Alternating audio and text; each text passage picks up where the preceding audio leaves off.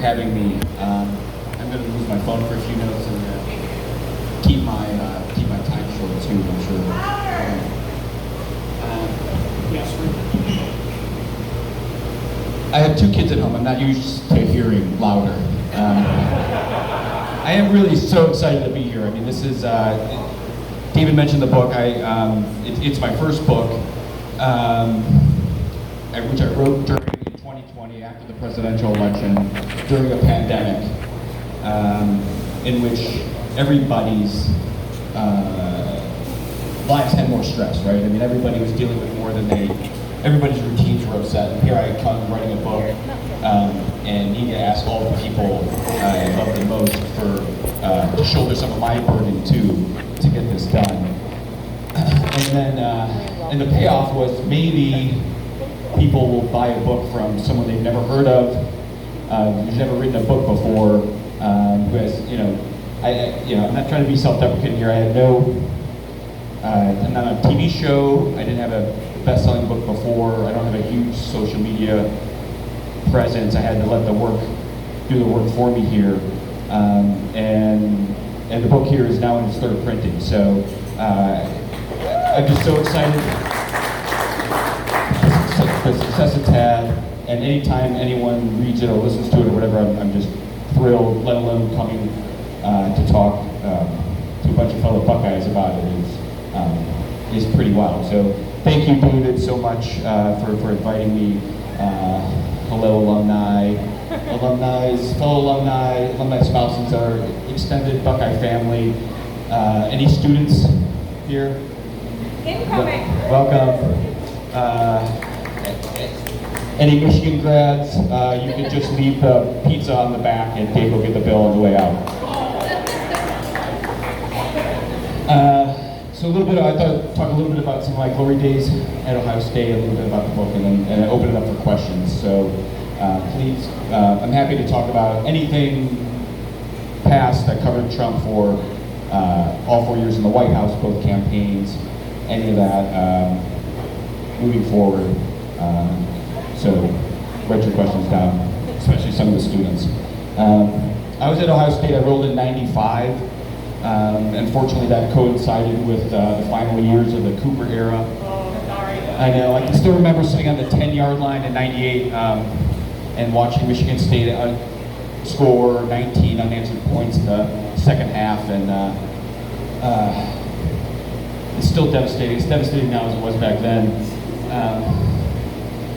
Although we did get to rush the field a couple of weeks later for what was Cooper's only victory against Michigan in the 4 years I was there. Although I see my dad's here in the back. It was his only victory in the 5 years I was there, if I'm being honest.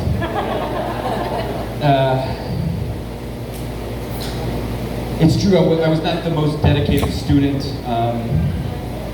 I think part of that was I went to college not really knowing exactly what I wanted to do. I was not one of these people lucky enough to know, feel strongly about what I wanted to be when I grew up.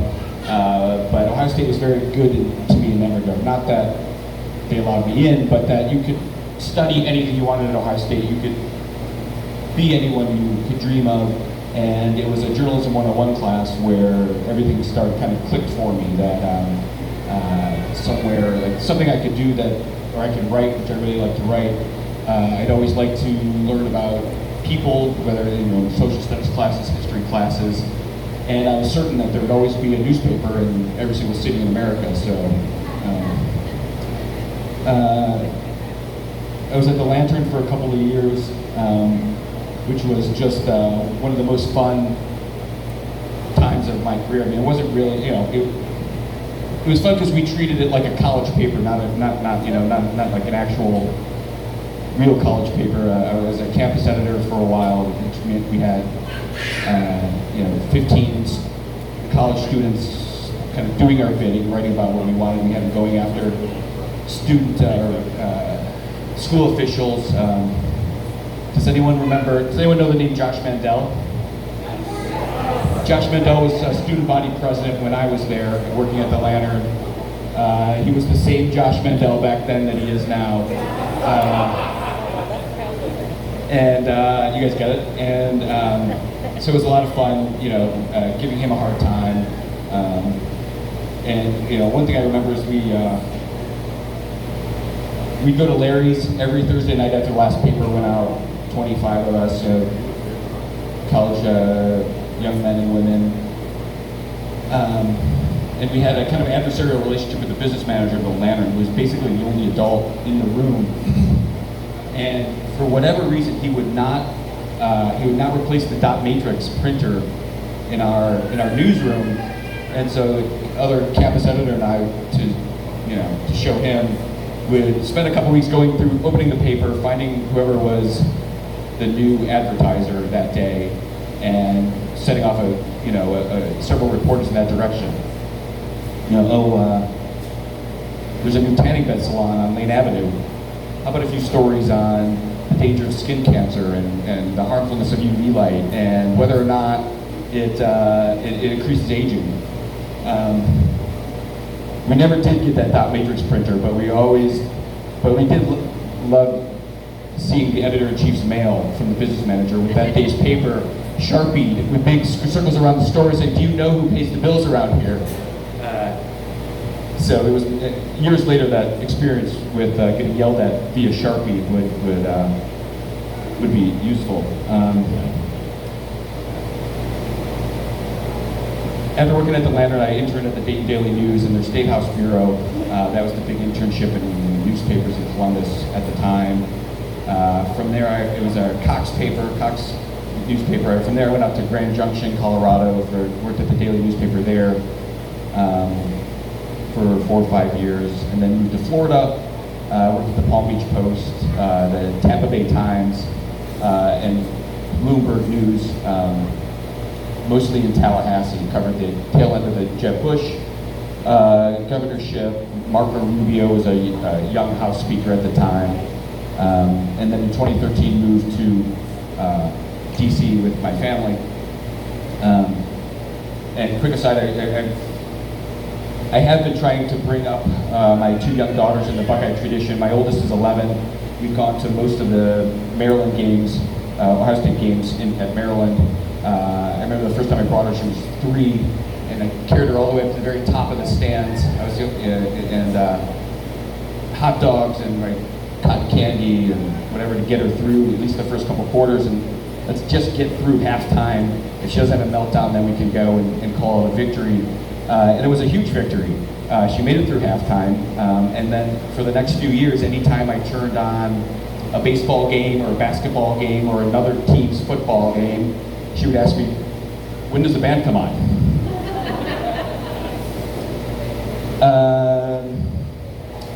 I started covering politics in Washington in the run-up to the 2016 race.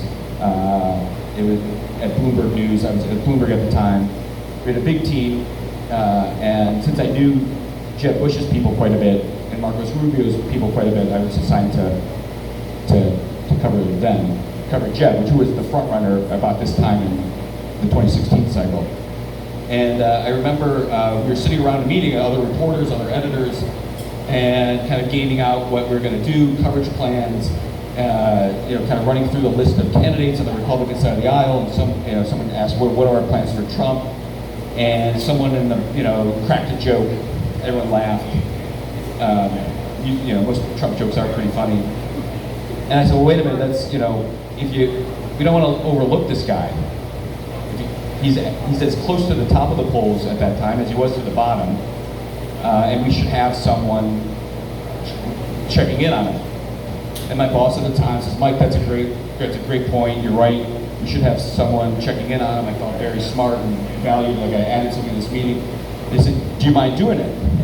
And I said, whoa, not me. I'm covering Jeb Bush. I'm covering the front runner. I'm busy. I meant like an intern or something. We just can't ignore him. Jeb Bush lost, and I moved over to the Trump campaign and covered Trump pretty early in 2016. Like I mentioned before, basically covered him ever since. I've interviewed him in his office in the Trump Tower, in the West Wing, in the Oval Office, on Air Force One, down in Mar-a-Lago. We've had a complicated relationship. I consider myself a fair reporter. I covered him mostly for the Wall Street Journal. He liked the Wall Street Journal. He didn't really like my coverage. At one point, actually, during a Bring Your Kid to Work Day, which was the Trump White House, just killed on Bring Your Kid to Work Day. For whatever reason, that was one day you were guaranteed that everything was, all the gears were running smoothly, and it was just wonderful days every time. And Trump, of course, came out and met the kids, and says, which one's yours? I showed him where my daughter was. Reaches over, takes her little fake press pass, signs it, right, of course, even though she hadn't asked,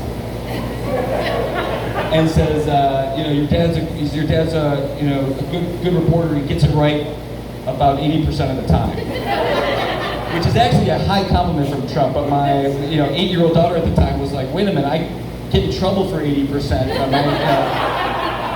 What happens at other 20%? So we had to have a little conversation about how fact-checking Trump isn't really worth it anymore. Really the crux of our relationship, the backbone of the relationship between Trump and I, was that he liked my hair, which is a very high compliment from someone who spent so much time thinking about his. The first time I realized this, we were on Air Force One. If you guys remember, the first press secretary, Sean Spicer, was a disaster from almost day one. It was always being talked about being replaced. We were peppering Trump about who he was going to replace Sean Spicer with, and he says, "Well, I can hire anyone, right? I have 10 people for every job, and there were maybe 4 or 5 of us standing around him on the plane." And he turns to me and says, "You would take that job." Or he said, "Any one of you would take this job."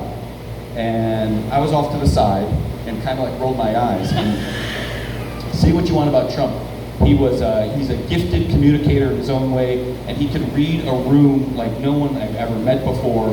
Even without looking at me, he could feel my eye roll, turn it around to me, and says, "What, you would take it? You would take it? I'll offer it to you right now." I said, "No, Mr. Trump, Mr. President, I don't want that job." He said, "With that hair? You're a shoo-in for press secretary." Which I don't even know if he realized at the time, but just for the next month, I just got so much grief from all of the White House colleagues about, "Hey, Bender, nice hair." And then when the book came out, he was not happy about some of the coverage. I was the first reporter to really sketch out, to fill in some of the role that the military generals had in pushing back on Trump, who wanted to bring troops into the streets. He was particularly not happy about that. Another scoop at the time was that he had told John Kelly, one of his chiefs of staff, that Hitler did some good things. Was not happy about that, so he put out a statement blasting me. But I read it very carefully and knew that we were okay because he didn't criticize my hair. I knew that if he ever goes after my hair, that will be the end of our relationship. The last thing last little story I'll tell and open up for questions.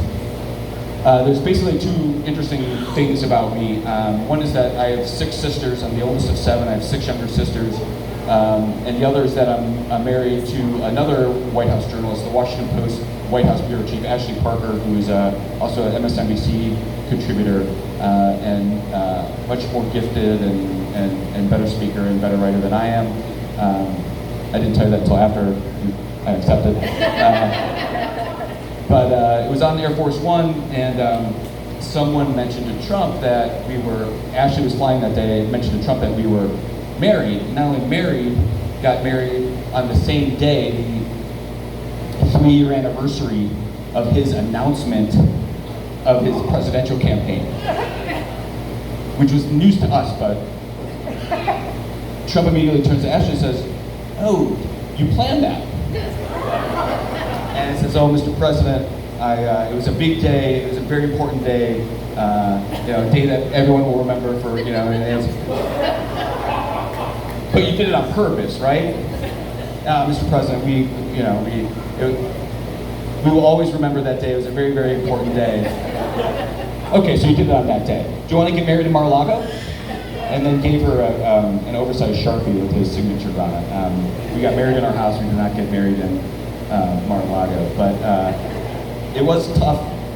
It can be tough being married to one of your chief competitors, and particularly someone who paces the beat when it comes to national politics and Trump coverage.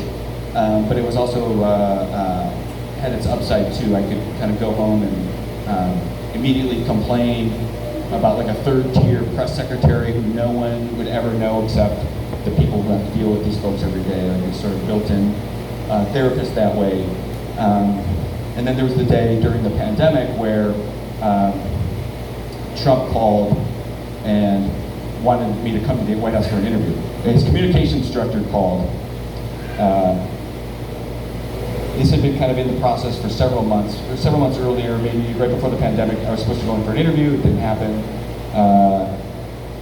And the pandemic hit, so I was trying to keep up with it and say, Alyssa, the only thing, please do not call me in 5 minutes and tell me to come to the White House. We're all work from home, right? I mean, I need a little bit of advance notice. No problem, I understand. And then that day in June, it was a few days before his Juneteenth rally, that his press secretary called and said, Mike, guess what? Trump just asked you to come in. How soon can you be here? Well, Kaylee, I am wearing the same shirt I've been wearing for 3 days. I haven't cut my hair in 6 months. I don't know when the last time I shaved. Like, do I have time to take a shower? Yeah. And luckily, I did all of that. But while I was doing that, my wife, who obviously knew how important that moment was, got everything taken care of at home, drove me to the interview that I was about to beat her on, helped me think of some questions along the way. So there were definitely been some good moments too, and she was definitely a big part of the book. Couldn't be here tonight, but was very lucky to be married to my best friend and best advisor and best editor. So with that, I'm happy to answer any questions about any of those topics. I didn't touch much on my sisters. If you guys want to hear more about my sisters, go there or anywhere else. What happened at Larry's on those Thursday nights? David. So, Mike, the Trump White House is a very unique White House, right? What was one of the most surreal experiences covering that administration that you may have had that many other people in your situation may never experience or have no experience with? I mean, it was the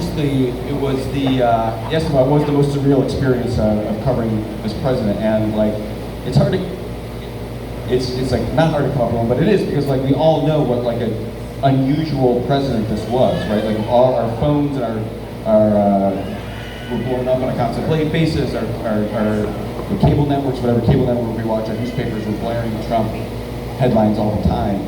I mean, it was just really the unpredictability of it was something what I never got used to. I'm still not used to now, covering them for going 6 years plus. Is just how often I'm surprised. Like there's really no end of the things I'm shocked by or surprised about. To hear what he did, what he said, what he's wanted to do, which is great for business, right? A different question about the future of Western liberal democracy, but like great for business, and just like an amazing story. I mean, it's just no question about an amazing story. I mean, there was, it was again early in the pandemic before I got called into the interview. Our iPad broke. Again, this is the first couple of months. I mean, and you guys, anyone who lived through the pandemic, right? Particularly with kids, like the iPad was like one of the central features of our life at that point. Like my oldest daughter cracked it, and you would have thought it was like a family heirloom that broke. And then trying to fix it, right, was impossible, and everything was closed. I had to drive out on my Vespa, like an hour outside of DC, to the only place that would get it fixed, according to its website. I got out there, and they said, no, we don't fix iPads. Well, your website, well, yeah, we know we have a website, but we don't. So I'm walking back to the Vespa and pissed, and not knowing what I'm gonna do, and I got a phone call, and it's Trump. And hold for the hi Mike, it's Molly. Can you hold for the president, please? Like, no, Molly, like I can't. Like I'm sitting in a parking lot in a strip mall. Like I don't have a pen, I don't have a paper. Can you like stall for me for a minute? Like, how's your day, Molly? You know, like, it's fine, Mike. The president's sitting right here. Can I put you through? Fine. And he wanted to complain about a detail in a story that was 3/4 of the way down a story that had published 5 days earlier. And so it's a little surreal in that moment, thinking like, this is actually what he wants to call about. It's something that no one's really even talking about anymore. And so I did my best to try to divert him to something that would make news, right? Like, I mean, my job is to break news and to write things people don't know. We already know the story I wrote 5 days ago. And so we kind of go off on a tangent about some other things, China, the pandemic, until he finally says, oh, Mike, I gotta go. I'm supposed to go out and give a pandemic briefing in 15 minutes. You've used all of my time to prep for the briefing. So if I bomb out there tonight, I'm gonna blame you, right?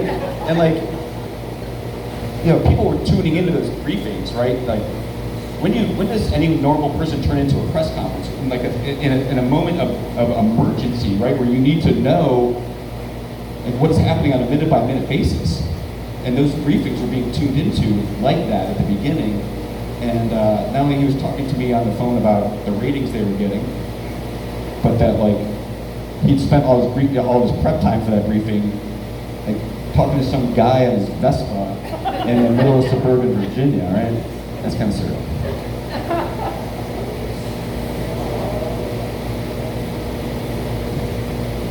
How did this way of interacting with the government operations try to change as a result of the pandemic?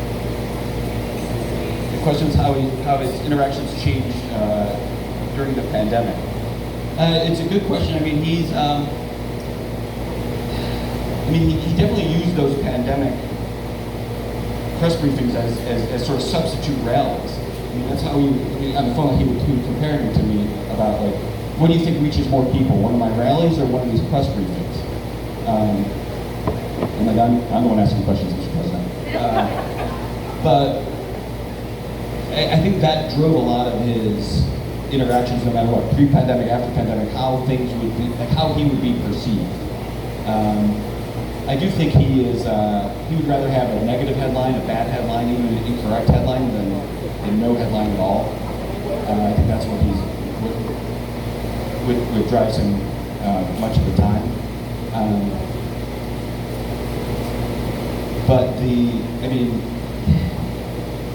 I will say this, his interactions during the pandemic, his actions during the pandemic are still playing out. I mean, they're still having political ramifications, not just for us, but for him, right? I mean, he spent so much time telling us the vaccines were coming and all this work on vaccines, and he was right. I mean, he was. The vaccines were, after he was out of office, pretty soon he was available after he was out of office, but were pretty widely available pretty quickly. And that, not nothing. But the people, right, I mean, and again, this is a political issue, but like, people who got the vaccine or mostly got the vaccine are not necessarily going to credit Trump for it. And the people who support him have booed him for it. There's, one of 2 or 3 times I ever heard Trump booed. One was when he urged people to get vaccinated. So I don't know that I quite answered your question, but maybe we can talk about this more. Yes. This is maybe a broader journalistic question. I hope I'm not putting you on the spot. But one of the concerns I have about journalism right now is the number of journalists who publish books after Trump was president that had information that was not shared with the public while he was president. Yeah. And somehow that doesn't seem like fair reporting or any kind of good reporting at all to me. And I just wondered what you were thinking about that. I have thoughts about it. So the question was some frustration, I think, about details that are coming out about the Trump administration in books by journalists instead of in real time for the daily news publications that these journalists work for, which I totally understand. And I blame Bob Woodward. Really, I mean, I will say I was working for the Wall Street Journal at the time, and in a very competitive atmosphere. There was a lot of news coming out about Trump all the time, and different iterations of that news, and it was a job that required around-the-clock hours. I mean, when Trump started, especially on Twitter, my wife and I had our iPhones set 5:45, 6, 6:15, 6:30, and every time our alarm went off, we checked Twitter to see if he tweeted. If he didn't, we put it down and go to bed. And that was how we spent the first year of the Trump administration. I say this with all due respect, there was no way in hell I was going to keep a detail and for a book, right? Like, I was competing against some of the most talented journalists in what is the most competitive beat in journalism, American politics. And it just never occurred to me to like hold something back for a book. And I got this a lot, so like I'm really glad you asked. I think where this comes from was the Woodward book. When he interviewed Trump, a dozen times, and Trump told him early in the year, he talked to Woodward in a much more frank way about how contagious COVID was that he was telling the American people. In a lot of ways, the opposite of what he was telling the American people. And that book didn't come out until right before the election, right? When was that? I mean, it was. Anyway, like it was a month or a year after those interviews with Woodward, and people were pissed. People wanted to know, like people wanted information. I think Trump lost for a number of reasons. One of which was a big one was his handling of the pandemic, and his inability to find that. Like he didn't want to scare people, right? He didn't want to create panic, which no leader does, but there was no kind of middle ground between creating a panic and some of the lies he was telling, right? But Woodward Woodward's not a daily journalist anymore. Woodward's an author, and has different constraints on him than I do, or than Maggie Haberman or Jonathan Martin or John Carl. So I can tell you, if my wife was here, she would attest. I mean, my book was, I thought it was going to be, I got my book deal in the summer of 2019, before Trump was impeached the first time, right? So 2 impeachments later, a pandemic, a civil rights uprising to rival the 1960s, an economic fallout to rival the Great Depression, all in 1 year. It was a different book than I anticipated. And spent like a lot of time afterwards really re-reporting, going back. And one thing I'll add to this is that I realized writing the book was that how many people were more willing to talk for a number of reasons. But one is if they knew that the information wasn't coming out for 6 months or 8 months, right? I mean, because there is some time between finishing the book and coming out. And I mean, they talk for cathartic reasons, because they couldn't really talk to anybody else. But like I was never one to pull all-nighters in college. I did my work. I did take it seriously, but like it was just never me. I pulled multiple all-nighters getting this thing finished because of all of the reporting that was coming in after the election. So I do think that is the case for most of my sort of marketplace competitors who are daily journalists. Is like you get fired from your paper, from your cable, network if you're holding back major information. And that was the agreement I had with the Journal at the time too, right? That if you come across anything that will, move markets, your front page news, you gotta let us know. So I hope that helps. It's a good question. I really do get a lot, yeah, for good reason. Yes. In your opinion, is there anything that Trump did well that you may or may not have got credit for? That he did well? Yeah, I mean, he was the vaccines are not nothing. I mean, those schedules were ramped up faster than anything we've ever seen before. They were widely available pretty quickly, relatively quickly. Sorry. That's okay. I thought that was my dad, a Bernie voter, overturning the table about anything nice about Trump.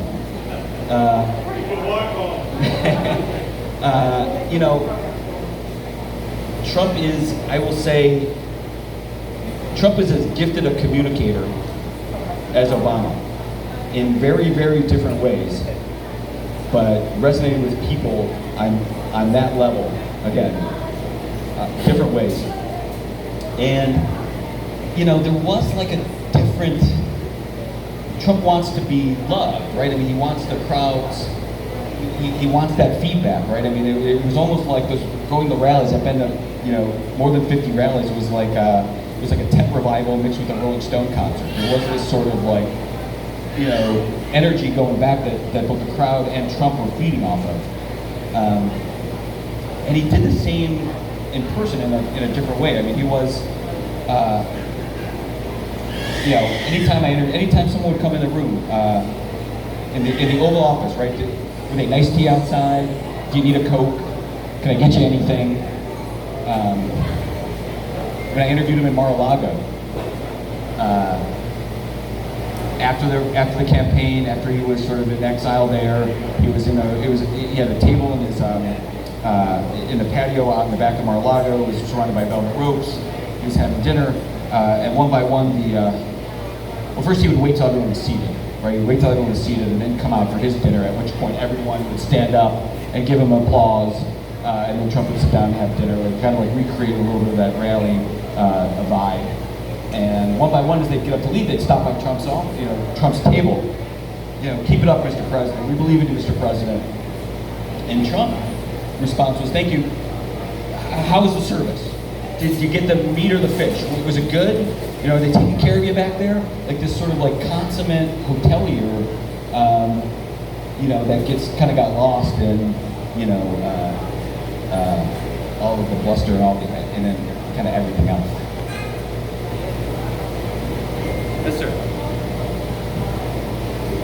With your experiences of the campaign and following Trump, what is your reaffirmed relationship or new relationship with the truth?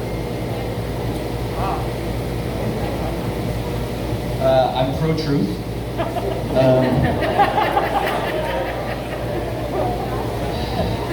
I mean, it's a good question. I don't know. I'm trying to figure out how to answer this. I mean, you know, it's tricky, right? I mean, it's always tricky. Like there's always a couple sides to the story at least, you know? And Trump has like challenged us in those ways like no one else I've ever covered, right? I mean, I've covered school boards, I've covered county commissions, state legislatures, governor's office. I've never covered a place where 6 people can go into a meeting and 10 versions of it come out, right? That was the Trump White House. And that's what made it so hard. I mean, I know some of my predecessors who covered like Clinton and Obama and the Bushes were, oh, you guys had it made, there were stories right and left, Trump interacted with you all the time, it was great. I always thought it was much, much harder. Whether it was any of the previous presidents, there was always someone or a couple of people where they told you something and it was more or less right? Or at least that was going to be the company line, right? You knew David Axelrod said something during the beginning of the Obama administration, like you weren't really going to get a different version of it from David Plouffe a few minutes later. But that was the situation in covering Trump, and the only way to get to the truth of what happened, right, or how the decision was made, is to, you know, talk to every single person who was in the room, or try to, right? So the Washington Post kind of trademarked this line in their stories, like this story is based on interviews with 35 White House officials, Republicans on the Hill, Trump advisors, you know, family members, right? Because like the only way you could get to the, if not the truth, but the best version of the truth, was literally talking to everyone in a way that, you know, that is not time efficient, right? So I think that's the only way I could do it was, you know, talk to as many people as you could about what was happening around Trump and you know, and understand that there was no single reliable narrator, you know, in that White House.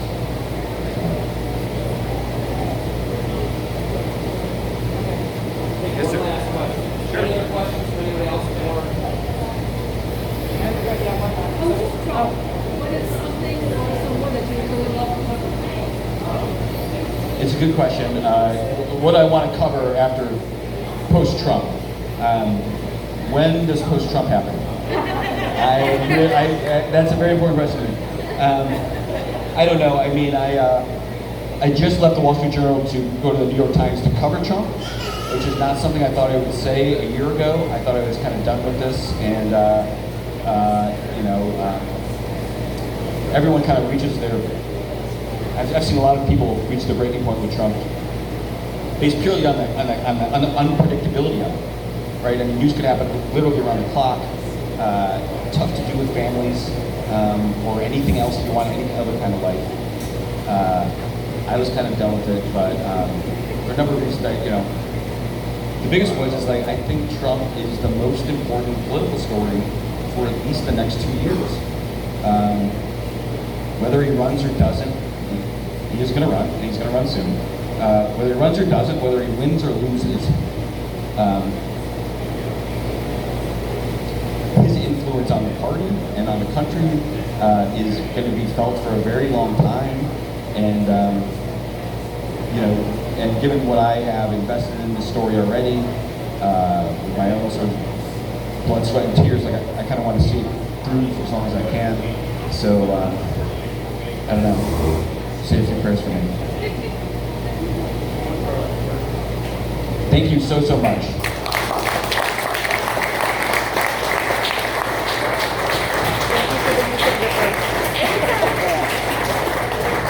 Your team. Thank you, Michael.